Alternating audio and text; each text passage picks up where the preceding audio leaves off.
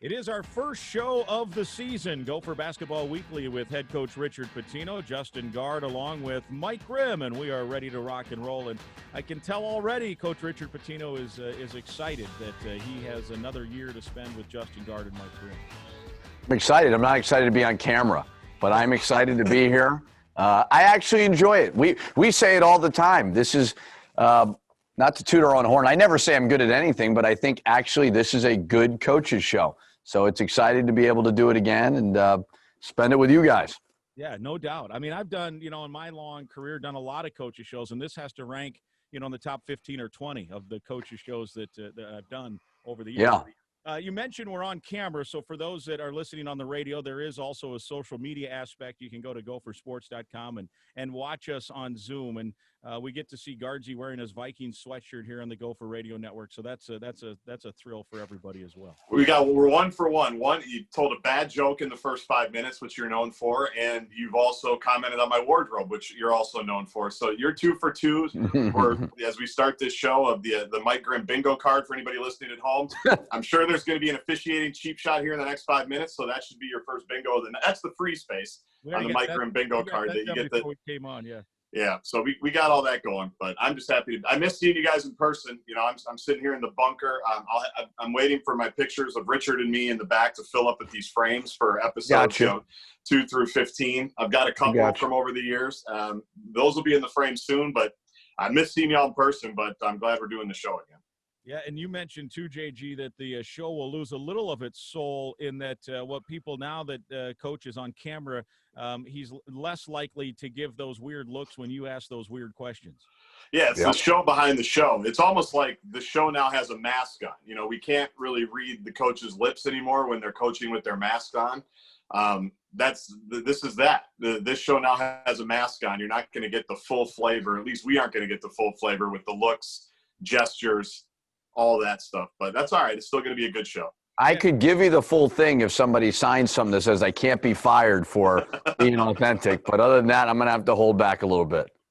Well, let's talk some basketball. It is good to be back, and in all seriousness, it is a good show. It is a good coach's show, and it's fun to. I think at times it can be for you, Coach, therapeutic. Just as you're like on the couch, and you just get to spout what you want to spout. Sometimes about basketball, and sometimes about the world, and you and Gaardsy get going a little bit that way. It is. No, I enjoy it. So it's. It's better than sitting at home because I got all the kids at home right now, so you get to come back into work. But it's I tell you what, I mean, it is like we said. I mean, what's going on in the world right now is not normal, and we have to make the best of every little thing that we're doing. We have to understand that you're playing sports in a pandemic. You're doing all these things in a pandemic. It's not going to be the same, but it's better than the alternative, which is not having it or not doing it. So it's good to be able to do it.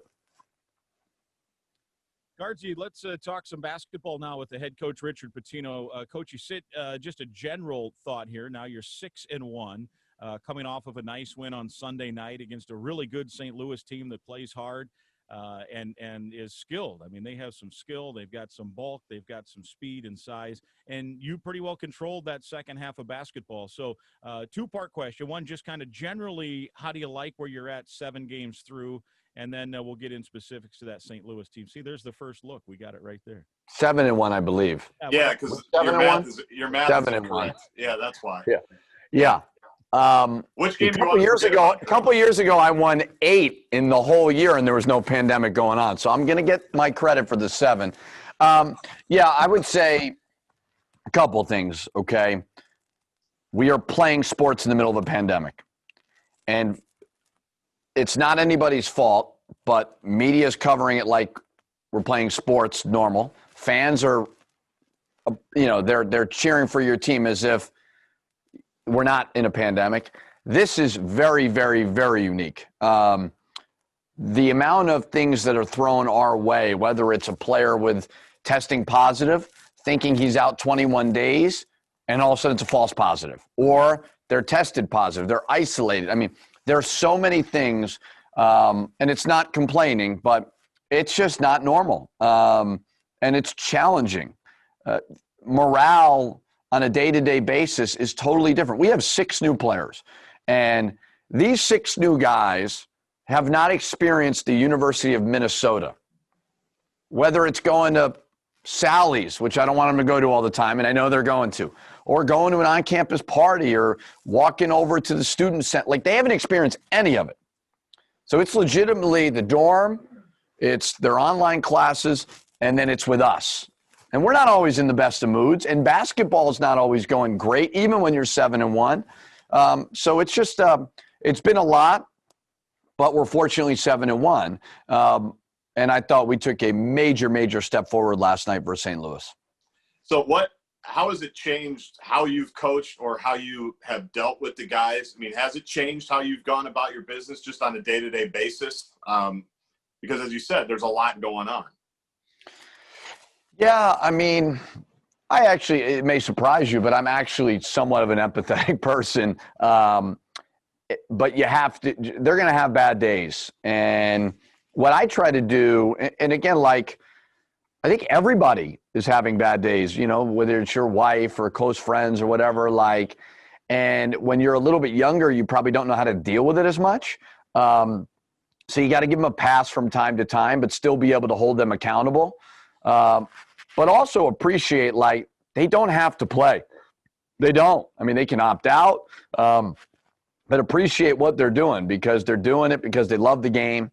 They're doing it because, they want to play. They want to play for each other, and they're still playing hard. But, just finding that balance of holding them accountable, but also saying, hey, like, they need some time off. What stinks is what they need really, really badly right now is they need to be able to come to my house, right? They need to be able to go to a movie. They need to be able to go to Mall of America, and we can't do any of it. That's the really hard part. You mentioned that experience that maybe they're missing out on, socially, just even like making new friends, right? I mean, you come in from out of state and now, and part of it is good. And that, I think, the team becomes closer, right? I think you've even commented that the team is as close as any team maybe you've had. And part of it is fueled by this isolation, so to speak, with each other. But just, getting to know people on a dorm floor, or going out to, a restaurant and seeing people, and you make friends. And that yeah, they're all out of their comfort zone right now, the newcomers anyway. Yeah, and I mean, everybody's dealing with it, right? I mean, everybody in all walks of life are dealing with it, but it's a major challenge. And, you take it, you really do take it day by day. I mean, when you got to go every day and get tested, even when you're not sick, it takes a mental toll. And then you could test positive and have no symptoms. You could legitimately be sitting there, feel fine, and be told you're out 21 days. And you can't, like, the general population, and again, we're lucky that we're able to do this, but you're normally not tested every day. But these kids are coming in, they're coming in at 8 a.m. 8 a.m. for a college kid is like 4 a.m. for us. And they're doing it because they want to play. But we're lucky that we have that at our disposal to be able to do that because it gives us a chance to have somewhat of a season. But, yeah, I mean, I hate it for our guys. Fortunately, they get the year back if they want it. But you know how it is when you're younger. I mean, you don't want that. You're not trying to be patient. So you really just got to put it all in perspective and keep telling yourself, again, it's better than the alternative. The alternative would be to not play, and it's better than that. What's it like playing with no fans or anything in all these buildings? We haven't gotten a chance to talk to you, at least I haven't. I'm sure Grimm has. But when there's literally nobody in there except a handful of people that are there working and the two teams. It's horrible. It's horrible. I mean, it's bottom line. And where I wish we could do it, and it's not I'm not blaming anybody, but I wish we were able to create more of a home court advantage through the music or maybe the crowd noise. Like, if you're in the building, legitimately, there is this like annoying little sound at like a 3 decibel, and it's just playing. It sounds like a static on a radio. And I'm not saying it's anyone's fault. I understand what we're trying to do. I understand why there's not fans there. I wish the band was there, right? Goldie, our guy Goldie. And the toughest part, honestly, is, and you guys have known me now for 7-8 years. I never complain. I wish the families could be there. That's the really hard part. I mean, we're going on a run. Marcus Carr hits a buzzer beater versus Loyola Marymount, and I see Mark Coyle across the way just kind of quietly clapping. It's just weird. It really is weird. But again, I equate it to, it's like going out to dinner whenever restaurants open back up. Like, it's not going to be the same experience, but it's a meal out, and that's the way that we have to look at it all. But it's the no fans thing. I thought on the road was really hard. And when we played at Illinois, and even Travis Ford said it to me before the game, because that was their first road game, like, you talk about isolation, like, we can't eat together, which we're so used to. I mean, it's just kind of ingrained in a coach's life.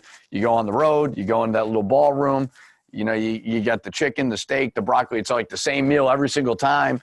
You don't have any of that. And all of a sudden, game day at Illinois, and you're getting tested. It's just that was a bit of a shock to us, where it's been a little bit easier, obviously, being at home. But it is what it is. Again, we are lucky to be able to do it. But it's definitely a unique challenge for sure. Yeah, and even on Sunday, you get the win against St. Louis, and, it's weird. The game's done, and, the loudspeakers are playing the arouser, but yet it just looks awkward. Like, you guys are all looking around like, what do we do now? You can't shake hands. I know you did give a little hug to Travis Ford, but outside of that, I watched your team. I'm like, this is a really nice win. And they're all kind of looking around like, okay, we just go back downstairs. There's nothing, usually you'd wave at the fans, shake hands with the students, Yeah, I'm not touching anybody anymore after the games. That one's going away. But it's God, everything. I mean, like, what you sign up for to play in the Big Ten is the crowds, and that rush. And I always say one of the coolest experiences when you're walking up those steps, and, it's just something about Williams Arena, or even afterwards. I mean, like, when we get a win, or even if we play well, like, I really believe is our fans are sincerely appreciative of if we play hard, and you don't even see it. You go down to the locker room, normally there's recruits there, there's families there, there's nothing. It's kind of anticlimactic, but again, it's, you have to be able to, and I always tell our players this, like, the fans really are irrelevant, and it's not a knock on them, but fans are fans. They're going to be down on you when you don't play well, and they're going to celebrate you when you do play well. And if you're in sports, or you got to keep moving forward regardless of what that noise is, and you got to play for the guys in the locker room. And there's no greater lesson than that this year with it's going to have to be about that core group, the 15 or so guys in that locker room. You got to do it for each other. Yeah, no question about that. All right, we're due for a break. Let's take it now. We will come back. Segment 2 of our first show of the season. Stay with us. It's Gopher Basketball Weekly with Richard Pitino from Learfield. I am Keith Collins.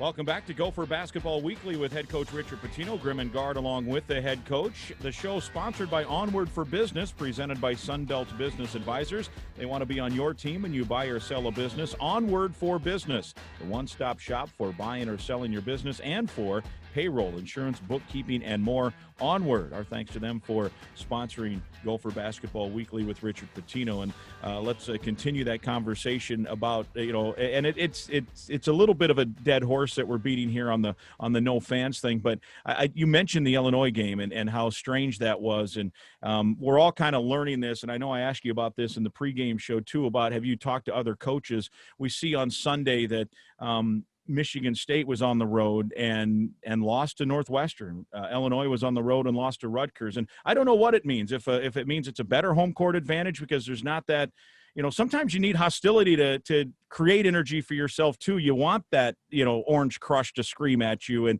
when shots don't fall, all of a sudden the energy gets zapped. And I don't know, what do the coaches think? Have you guys talked about it? Is it a better advantage? I mean, you would think logically you go to Michigan State without fans, it's easier, but maybe it's not. I don't know. Yeah, I don't know. I mean, would I prefer for like 15,000 people to be on top of us screaming at us? Probably not, but I don't think that it's easy playing on the road in these type of environments either. Again,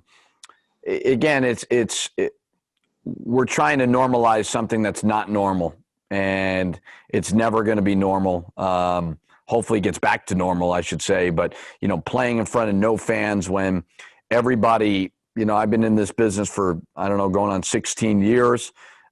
Even if I joke about my FIU crowds, I mean, you're still going to have 600, 700 people, or even Duquesne, 3,000 or 4,000. I mean, it's just not normal. And I think it's okay to admit that. And, to just take a step back and appreciate that we're playing basketball. But it's like anything that we do right now. It's not normal. So I understand that we're a coach's show and we're trying to evaluate the games. And I'm going to be evaluated by wins and losses, and be pandemic or not, none of it matters. When you're a coach and you're playing, that's just the reality of the deal. I don't think there's an advantage to any of this right now. But what it is it's a good opportunity for our guys to go play. And, like I said over and over again, it beats the alternative of them being at home and doing virtual schooling. I mean, there's so many great things that we're able to do because of the help of a lot of really good people. All right, well, now I'm going to normalize everything and pretend like there's not a pandemic and just talk about the basketball. So after Illinois, you mentioned our little group, we all just have to get better. That starts with me all the way down to however many we have, 25, whatever that tier one group is. So what were the next couple of days like? So obviously that didn't go like anybody wanted it to on a number of different levels. So what were the next couple of days in practice like? What did you emphasize? Who did you lean on in terms of the group? All of those things. Well, I mean, we were physically soft, and Illinois is big and strong and experienced, and they just obliterated us, so give them credit. They're going to do that to a lot of teams, but I think it kind of woke us up a little bit. The schedule, although I thought Loyola Marymount was a really good test, I think Boston College is a good team who's just played a crazy schedule, but we hadn't been able to really test our guys. But that's because, again, we're in the middle of a pandemic. We had to change the whole schedule. So it kind of woke us up, like, whoa, they're going to screen, they're going to roll, and they're going to post you up. And you can't simulate Kofi Coburn. We don't have that, but we'll be more ready for it moving forward. So sometimes you got to experience it. So we were physically soft. We talked a lot about, what's it going to take for us to break? Does that mean when you say break throughout the course of the game, does that mean pushing and punching each other? No. What it means is maybe taking a quick shot. We were shooting too quick. We moved the ball so much better versus St. Louis, where we trust broke down a little bit. Our offense was one dribble a shot, allow them to get out on the break. If we were a little bit more patient, a little bit more confident, good things would have happened. So, and again, after doing this for 8 years as a head coach, you are what you emphasize. And I got to do a better job of getting them to do that. They listen. They really do. We were more physical versus St. Louis, and I think the Illinois game taught us that. We didn't even watch the film. We didn't even look at it, the Illinois game. We knew exactly what needed to be done, and we had some really good practices and beat a top 25 team. Well, it looked to me like, you mentioned the word trust. It broke down a little bit. That's what it felt like as a viewer. It's just like guys don't really know where to go, who to go, when they should shoot, when they should. Obviously, Marcus is going to have the ball in his hands a lot, but is that a function of maybe guys that, like Booth Gotch has played in the Pac-12, but he's never played in the Big Ten with this group? Obviously, Liam Robbins has never been through anything like this. Is that, not just throwing away the half and throwing away the game, but to me, that's what it looked like, a team that hadn't been through it maybe as individuals, and certainly this group hadn't been through that together, a moment like that where a team just hits you. Yeah, and you're not in sync on the court. It's no different than Tom Brady, right? He's got a brand new team with brand new options, and it's just you're not quite on, in sync yet, where I think you saw a step forward last night. You have a lot of new guys. I don't want to offend people when I say that, but you got 6 new players. It's the second most in the Big Ten. Would have been a little bit different if Daniel Latour didn't go pro early. We've lost back-to-back guys. And again, I'm not trying to offend people. I'm not trying to make excuses, but that's the reality of it. And you're going to get somewhat exposed when you're playing a team in Illinois whose 5 of their top 6 were on the team last year for a really good team. So it woke us up. Learn from it. Try not to let it happen again, but keep taking steps forward. St. Louis had beaten LSU. They had beaten NC State. They had obliterated everybody else that they played. We had a great win, and I'm not kidding. I've had 20 or so people text me and say, wow, they're really, really good. And I wanted to respond with, does that mean we're really good? Because we beat them. But I thought we took a major step forward, and we learned from that Illinois game. And that's the biggest thing is what do you do when adversity hits? And do you trust kind of the flow of the offense and trust that, hey, if I move it there, maybe I'll get – instead of trying to do it all yourself, because teams are too good at our level. If you try to do it yourself, you're going to look bad. And you've talked about the chemistry part of it, that, you know, that this team is close. I mean, off the court, they're hanging out together all the time, whether it's video games or eating meals together, hanging at the, you know, team room or whatever. But on the court, I think you even said you can't fake it. You can't just pretend, you know, it's got to come organically, I think is the word you used. Did you see maybe that step forward, maybe on both ends in that win on Sunday? For sure. I mean, you know, listen, Marcus Carr has had 35-point games, and we love that, but every coach knows that ain't going to work. And Marcus is a terrific guard, but, you know, you're going to have multiple options. If the defense does this, you got to do that. If the defense takes that away, you got to do this. It's bottom line. Well, it has to happen on the court. There is the biggest philosophical whatever in coaching is we got to take them bowling, because if we take them bowling, that means we're going to be close on the court. And I'm always like, you know, the assistants are saying that, and I'm like, what the hell does that have to do with transition defense? I think there's a balance. There's an in-between of it. You certainly got to respect each other. I would say, though, that the good teams, I don't care if you're playing video games all day long, the good teams, the work on the court is what unites the good teams.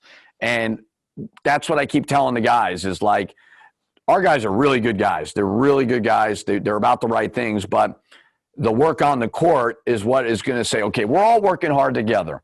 And that's going to get the chemistry going. It just takes time. And I definitely thought the St. Louis game was a step in the right direction. We chart passes per game. We had 20-plus more passes for St. Louis than we did Illinois. So what is the balance, you know, with Marcus? He can, you know, there was a funny play on Sunday night where the St. Louis guy did everything he could to stop him.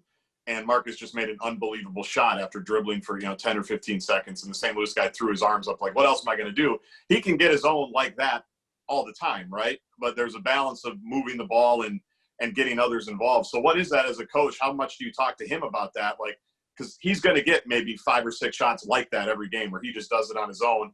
But sometimes that comes with the ball just stopping. And then you mentioned you don't pass it and you don't trust others. So what is the balance with that when you have a player like that? Well, if he could get it every time, I tell him to get it every time. He can't get it every time. I think what happens with Marcus sometimes is he tires himself out. Yeah. He plays major minutes because I'm not an idiot. I'm going to play him.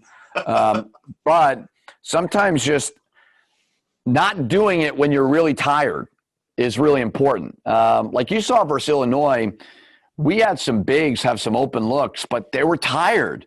Sometimes just moving it, getting it to the other side, being patient, moving them. The defense is also very, very important. But I think Marcus understands that.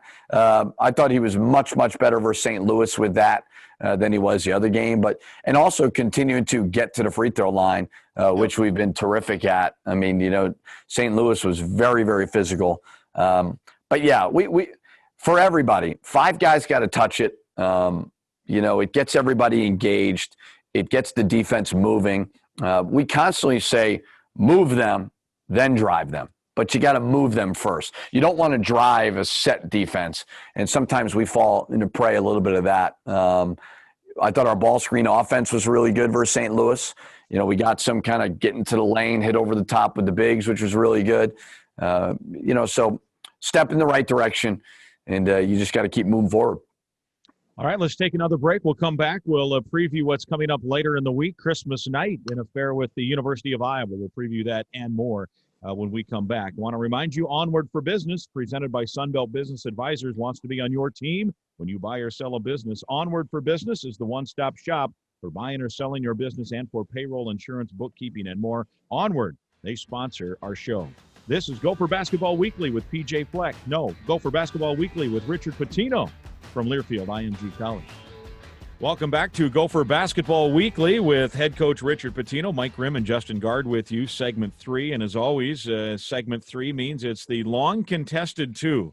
And I know we've been waiting nearly a year to bring this back to the loyal Gopher Radio Network listeners. And that means Gaardsy asked the head coach a couple of very, very important questions. Well, I'll do the disclaimer because, people don't just listen to the whole show, right? Like 1 hour, like they might be popping in at, 12:40 or whatever it is local time. And they might go, why are they talking about Jingle, the Pitino's Christmas elf, when there was just a ball game against St. Louis and they've got Iowa? There's like 45 minutes of basketball talk. All right. It's going to be there. It'll be podcastable on the iHeartRadio app. So don't miss that. With the basketball stuff we'll get to.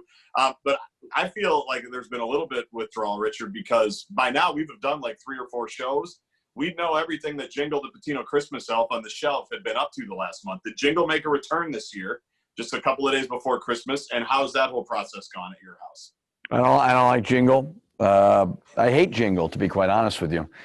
Jingle's been a thorn in our side, because you got the 3-year-old Zoe, you got the 6-year-old Jack, who are getting up way too early to see where Jingle, Snowflake, apparently you can have multiple we have 2 now. Elves.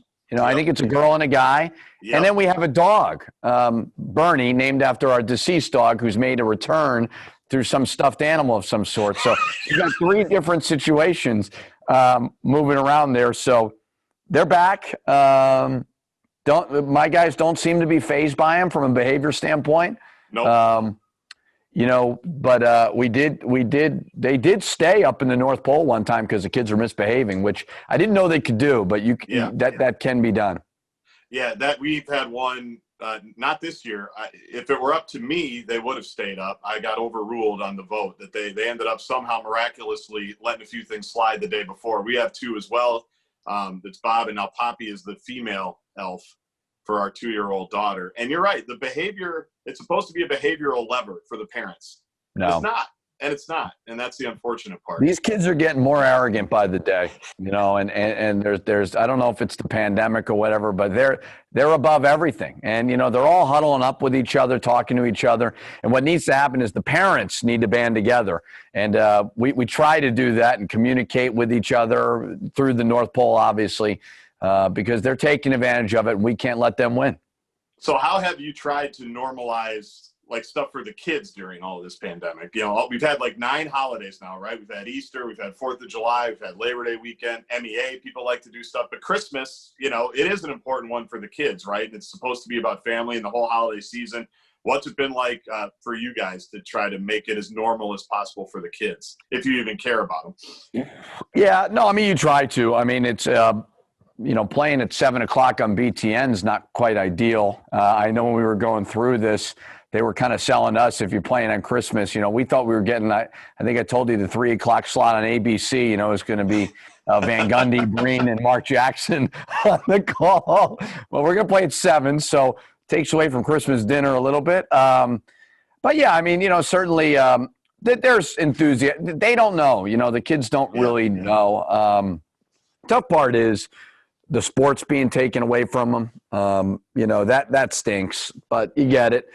So there's some things we're still trying to do with them to the best of our ability while keeping them safe. Edina obviously offers so many great things, as you know, Gaardsy. But yeah, we're still trying to do the Christmas movies at night and everything like that. Unfortunately, the bummer of it all is, you can't be around your grandparents and everything like that. That's the real challenge when you have your parents and Jill's parents are not from around here, so you can't get together there. That stinks. But you know what? Those kids are resilient. You can pay them off. You can buy them off. They got short memories for sure.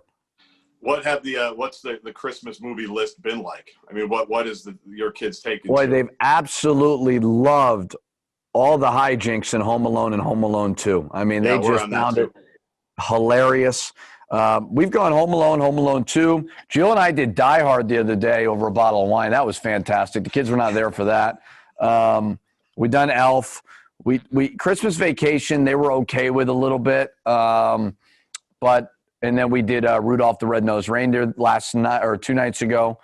So, try to knock something. You got to get them away from their iPads, as I've talked about a million times, get them sitting together. But Home Alone and Home Alone 2, phenomenal for the kids. Yeah, you can buy yourself a half hour just throwing on. Once Kevin starts, the traps, right? Once Kevin with Marvin, Harry, once he starts that, you can go do whatever you want after that because they're just locked in. I don't think they're quite up to speed on the whole story. At least mine aren't. Like, how did you just get on a plane to New York? That makes no sense, given that we're hovering over them at all times and we know where they are every second of every day. Doesn't make a lot of sense. My 6-year-old's having trouble with that. But once the hijinks start, it's over. You can go do whatever you want for 20 to 30 minutes. Well, what I love about Jack, because he watches so much sports, is when Marv and Harry, they're doing the funny things, instead of he laughs, but he also claps while he's laughing as if like, hey, you're making me laugh. And he's applauding them for making them laugh. So, it's I tell you what, though, in COVID, just the TV, the Netflix, there's some great stuff on TV and Netflix for these guys. So you got to put it in front of them. It does buy you about 20, 30 minutes. The good part is Jack really likes movies. Like Ava does not like movies. Zoe's kind of in between, but Jack loves sitting down watching a movie.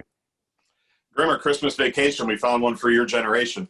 Oh, that's one of the all-time greats. I'm surprised that it didn't rank higher on the list. But the Chevy Chase rant after he gets the Jelly of the Month Club is one of the all-time great scenes in any movie ever. So I have a funny story for you. So my brother, you're going to see a commercial. I don't know when. It's a Ford Mustang commercial where they recreated the lights, the lighting scene in Christmas Vacation. So I think it's a Super Bowl commercial. My brother's house is right behind Chevy Chase. The people that did the house, it was down to him and my brother's house to get the house in New York. The other one, his neighbor across the street got it because it looks like that house. They got like $50,000 for it. My brother got like some extra lights, but my brother's house is right in the background. So when you see that commercial and they're lighted, that's my brother's house. Pretty interesting. You say a Ford Mustang. We'll have to watch that. Yeah. Guardsy, is that it? The long contested too? Yeah, we only had 1 week to get the jingle updates. So we had to make sure that we did that. And, I'm curious about the reincarnated Bernie making a trip back. Bernie's back. That's endearing and creepy at the same time. Like it's a hard thing. That like was a bad experience. And I got another dog out of it, which I never ever would have thought I would have done. But yeah, that was a low moment, and many low moments in the pandemic was, for all you dog lovers, we went downstairs one day, and I remember watching NBA playoffs with Bernie, and also he just didn't wake up, and that was brutal. And but we got Hank out of it. Hank was Bernie's original name, so we named our new guy Hank. But yeah, I don't know why Bernie's back, but Bernie is back in the form of a stuffed animal that comes from the North Pole. So just so I'm clear, so you have a real life dog named Hank and then a stuffed animal dog named Bernie. So it's two separate entities here. And we actually have ashes. Bernie's ashes are above the TV as well. So yeah, it's great. Right. Things are going well. Pitino house. Yeah. Wow. That's good. Nothing wrong with that. I do also want to say that in the long contested two, the most stunning news of the whole thing was that Guardsy was a pushover and got outvoted in his household. That was very stunning.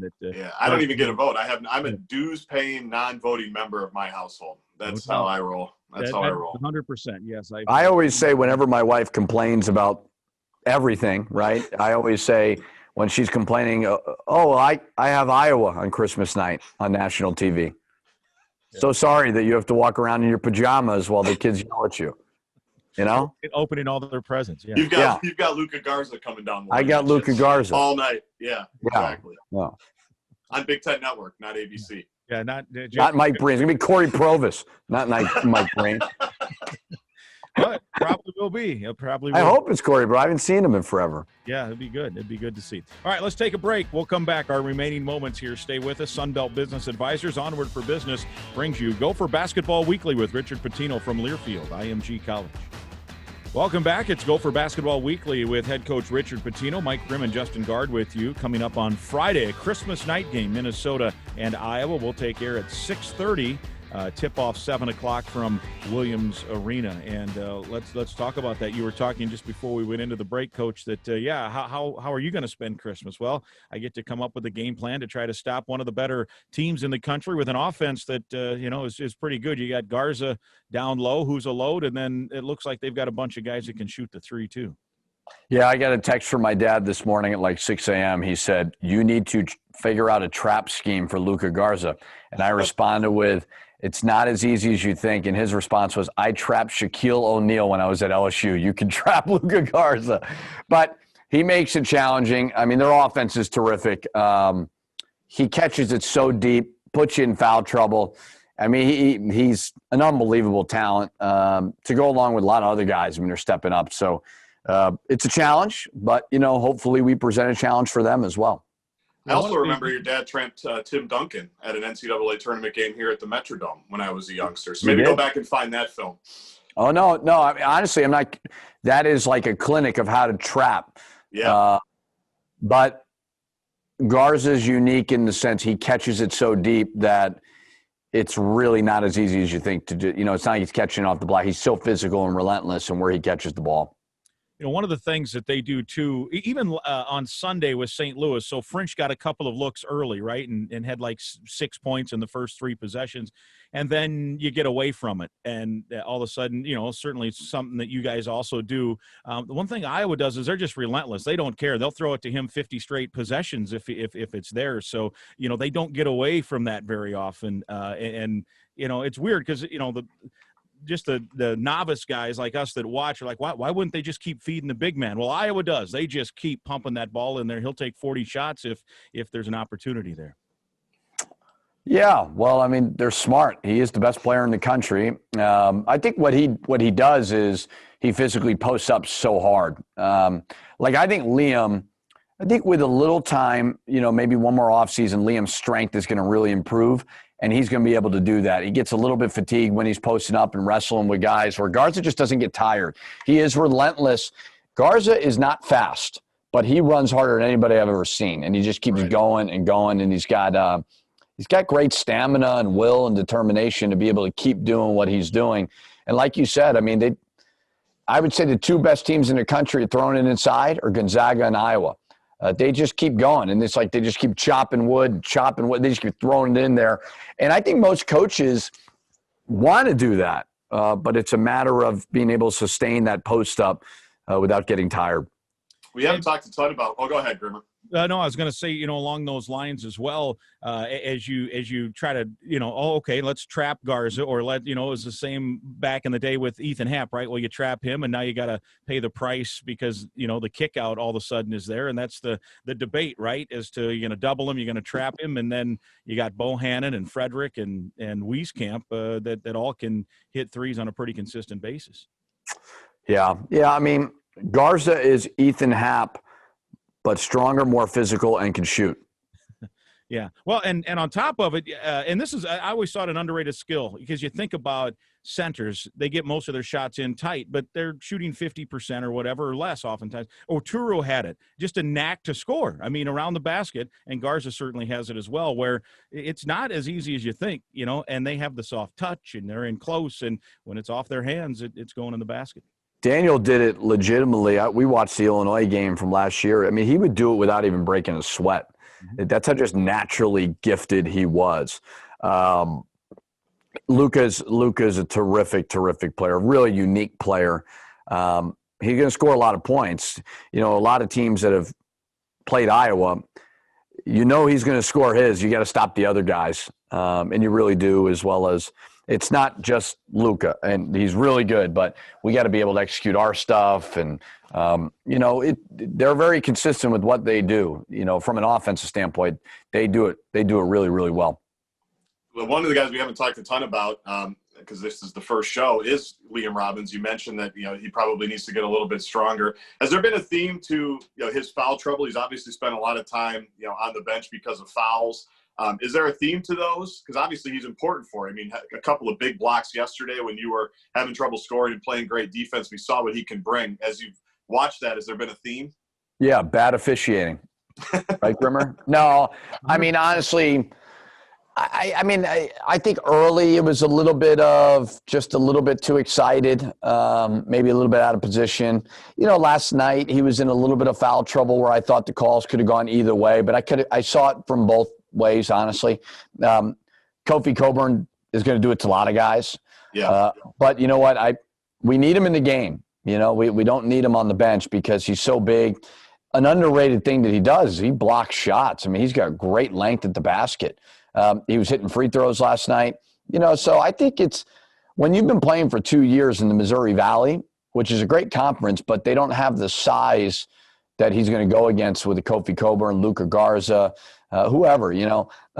That again, it's like everything else. There's an adjustment period to that. You know, Liam's going against Eric Curry every day. Eric's a little bit different. You know, Jarvis Omerso was different. Sam Freeman was different. So, you know, he'll get there. I like the direction that he's trending, and I really do. You know, I think he's going to be a terrific player. That it, Guardsy? Well, he mentioned Jarvis. We should mention, you know, the Jarvis opted out right before we got the announcement before the St. Louis game. I know that he's been one that's had some COVID concerns here going back to the summer. What was that process like and that conversation like with you and him? Yeah, I mean, again, it's I keep saying it like, hey, you want to get the buddies together to go do something. Well, most of them will be like, hey, yeah, I'll do it. But there's a few, no, I'm good. I'm going to sit this one out. And that's not a big deal. You know, like you got to respect that.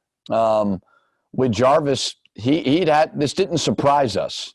You know, he's got some, you know, he's got family local, right? Who, you know, everybody, I think we all worry, maybe at our age, maybe not worry about getting sick. It's getting the other one sick.